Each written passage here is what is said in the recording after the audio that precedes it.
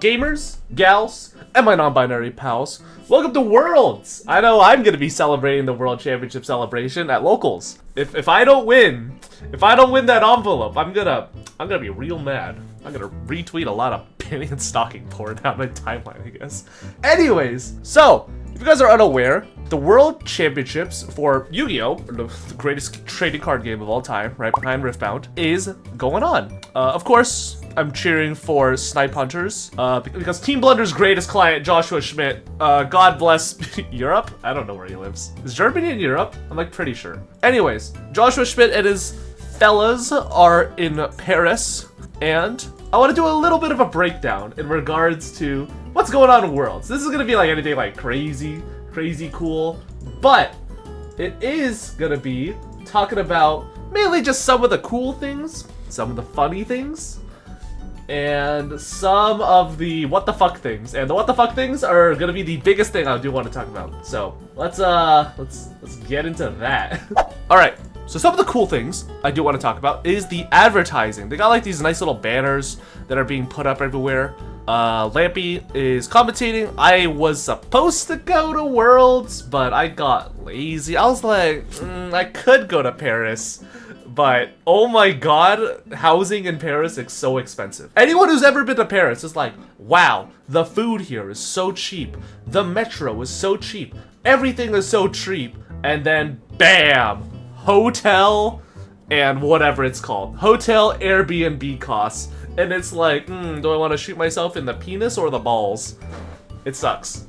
So unfortunately I couldn't go to Worlds this year because I just realized I didn't want to pay $2,000 to go to Paris. Anyways, the advertising, super cool. I love this sort of physical merchandise and the sort of physical advertisement. It's just fun. It's fun, it's cool, it's quirky.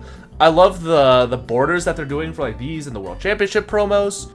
I want this jacket. I need this jacket. Some of the Yu-Gi-Oh merch is like really specific and like really cool just because like it's limited. You can't get the Kagari playmat anywhere. You can't get the Kagari like bomber jacket anywhere.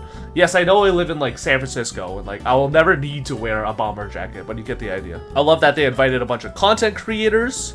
We got the Exodia that says like Paris. Like they invited DZeef and Ruggles to Paris. You know, just a bunch of cool content creator stuff. It's cool. It's swag. It's awesome. Why wouldn't you like it? Hashtag ad. Why did you disclose that? Mushroom Man shirt too, please. You know what would be cool? If it was like we could design a shirt like right now and like inside is like Mushroom Man like #2 and it's like this and then it's like you got his arms and then it's like #1 Kashtira counter. Yeah, just like world #1 Kashtira counter, and it like looks like this. I'd buy that as long as the text is in Comic Sans. It has to be Comic Sans. Anyways, when we look at the Master Duel meta right now, I don't really know what people expected. We've got if you guys don't know, everyone in Master Duel they have to bring 3 different decks, and they can't like overlay cards. Like if you play like double Maxi in your deck, you can't like your teammates cannot play Maxi. So it incentivizes you and your teammates to play like a very diverse array of decks that don't really have too much overlap. So obviously, like the big Master Duel contenders, we have Malice, we have Ryzeal, and then we have some other stuff. You know, we have like a little bit of Voiceless Voice, we have a little Henpai, we have a fucking FTK deck, we have another FTK deck, we have like Memento, because you don't really need Maxi. You don't really need Maxi in like these decks. Like, you know, they're nice to have, but like you'd rather just overload everything until like your first, into like your best and second best deck, and then the rest is just like, all right, I'm gonna pray to God. What is funny about one of the decks is what Ryan Yu played, which is Arcana Force FTK, which is wild. If you guys don't know, it just has an FTK now. They just printed a bunch of cards and say, yeah, fuck it, summon the world. Maybe our opponent won't have Imperv. No, it protects against monster effects. I don't know. Who cares? I don't even know if it does only prevent against monster effects. I own this deck in paper. It's like somewhere in there. I spent like $20 on it. Worst use of $20 I've ever had. I bought that shit, and then I'm like, you know what? I just don't think I want to play this anymore. I did that with like this deck. I did that with this deck, but Super Quiet. This deck is just so bad. I've tried to make it good. I've played locals multiple with this deck. It's just not working. The fact that this wasn't the only FTK that happened in World is wild. Hey man, when you only got one set of Fualoses for the squad, you gotta do what you gotta do. Did you get Black Layer? I have Super Quant. I have like the full Super Quant Canine list just right there, and it's so bad. Like, I'm sorry, I'm not playing a list with like 80 engine cards and no room for hand traps. You just can't. You can't do that this format. It sucks. Shout out to the Konami camera crew. Very. What is this framing, dog? Like at least Jesse Khan. That's him. Real Jesse Khan and Paulo getting half of his face cut off and like the prison bars that they're in. Playing Master Duel is a prison. Also, some of the formatting and like bugs that went on with this stream, holy shit, it was like unwatchable at times.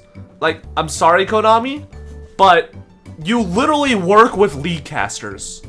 You guys have Steve Kangas on as like commentary. You don't think you might want to ask him if like, hey, I know you've been like doing league commentary for a long time and you've seen the production that goes into it.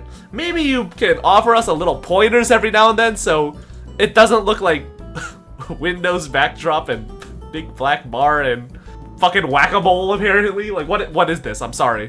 This is what you're telling me you spent a bajillion trillion dollars on? This is what you're telling me is your multi-million-dollar company?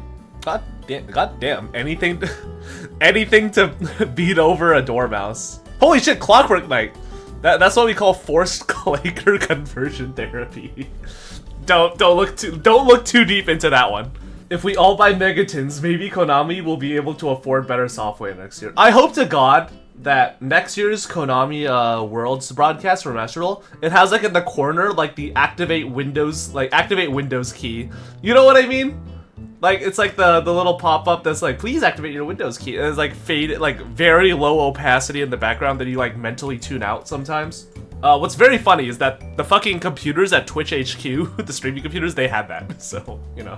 Anyways, one of the big things that I think everyone can unanimously agree was like horrible. You know, like this sort of shit is like funny. It's like a little annoying, but it's not that bad. I mean, like it's really stupid that it's happening to a multi-billion company for their world championship. But I think one thing everyone can agree is mutually fucking dog shit is the commentary. Now, maybe you're wondering, Stevie, I thought you just said like you love Jackie, you love Kinkus. These guys are really cool. They're really cool. These gamers and gals and non-binary pals. Amazing commentary. Legacies in their field. Like veterans of their craft. Like everybody loves Jackie. Everybody loves Kangas. Like everyone gasses them up and is like, these commentators have made Yu-Gi-Oh! Into what it's been in regards to making it like more accessible and easy to watch as like a pro esport. Now, hear me out. Hear me out, stockbroker. Hear me out, investors. What if we fired them and put in AI? Introducing Master Duel AI! An understanding of over 12,000 cards through learning and countless simulations. AI live commentary! This is the perfect start! Bro, he summoned Kagari! Wow, oh, he sure summoned a 10-5 monster. Ash Blossom, 72% win rate. Yeah, no fucking shit, dog. It's broken. How much can AI excite duelists? The answer is not at fucking all. If you guys think I'm being a little too hating on AI, I don't even have to like shit talk it right now. I don't even have to do whatever right now. I'm just gonna play you a clip. Direct attack with Bisteel Magnum Hut. Direct attack with access Magnum code Hut? Twitter. This is the access code to victory. Get set. Analyzing the flow of the duel. Please wait a moment. Like ChatGPT. What an incredible duel. After a fierce back and forth battle, the far player emerged victorious. The far in a player? devastating final attack.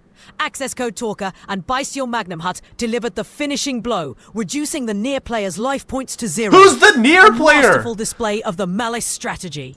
At least I said Malice. Correct. Thank you everyone for watching. I'm sorry, this sounds exactly like those fucking like AI movie channels that you like hear on like YouTube Shorts. You know, you're like scrolling and then like you'll get like the AI commentary of like Jack was cooking his breakfast meal when he noticed something wrong, and it's like just like the first like fifth of a movie summarized.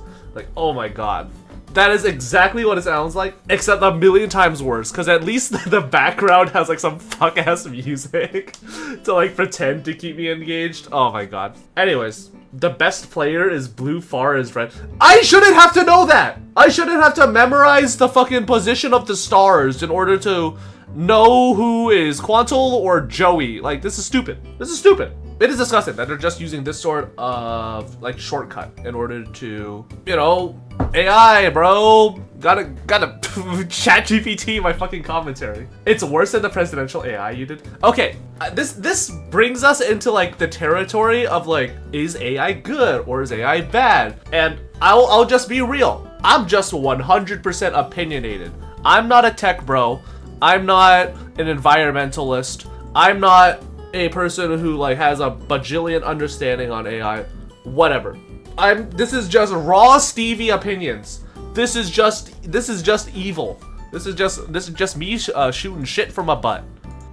I think that when it comes to like AI stuff, I think that for the most part, it is probably fine. When it comes to like very low effort or stuff for like that's just designed to be like a shit post or whatever, like the fucking dog shit AI videos I made that were just solid JJ ripoffs, or you know, like Chat GPT like condensing an essay, or you know, something like, or like something stupid like that, or like condensing an email, or you know, like rewording something. I think that Chat GPT is like fine. I think that using AI in these instances is fine.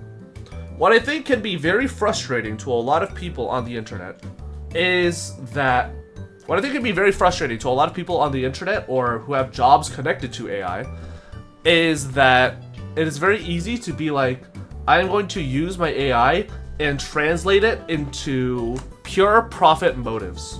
Yeah, like Kwebbelkop. Kwebbelkop is like a very, very easy example of like AI has gone too far. Like he just makes an AI of himself and it just gives like the most deadpan commentary. All the AI does is play Minecraft. It is soulless. There is nothing there, and you know that the only reason he's doing that is for like pure profit motives and for, you know, kids to just watch it for the hell, and for just like brainless kids to watch it so he could farm money. By the way, watch All-Star Superman. This movie is so fucking good. 4 out of 5 movie. Another example is like stuff like AI art. The eternal fucking debate. Why is AI art bad? Oh, because it steals from artists. Oh, but I was never gonna pay for those artists anyways, so it's fine for me to use art. The problem is that theoretically anyone can think of that. Theoretically, you can apply that to anything in life, where if you just don't want to pay for it, or you don't want to put the effort in for something, you can just be like Konami could be like, ah, well, we wanted to save money anyways, so we're just gonna fire all our artists and hire AI art. And hire like AI artists to like draw our Yu-Gi-Oh cards, or to like decide our ban list, or whatever. You can say anything for any reason in the sense of I want more profit, or I am just going to steal anyways.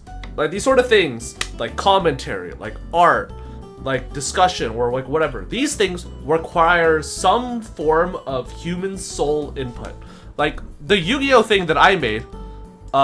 It did require me to like write a whole script and put all these like images by myself like in the back, and like edit the text and like write the script and, you know, like generate the images.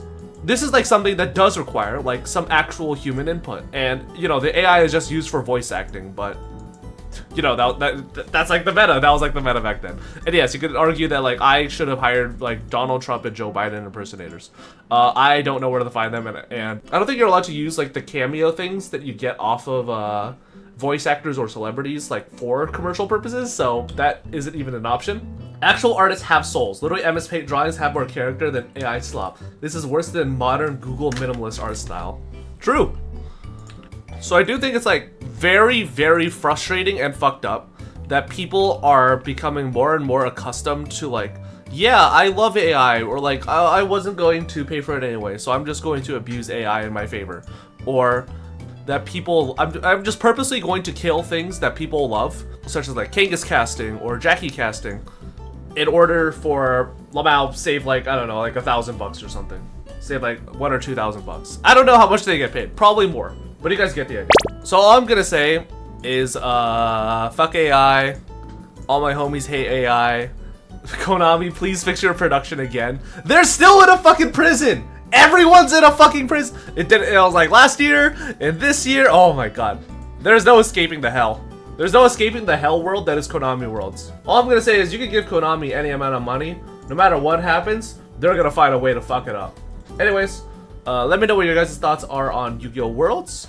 I hope Joshua Schmidt wins so that he can pay me. And yeah, I will see you guys in the next video.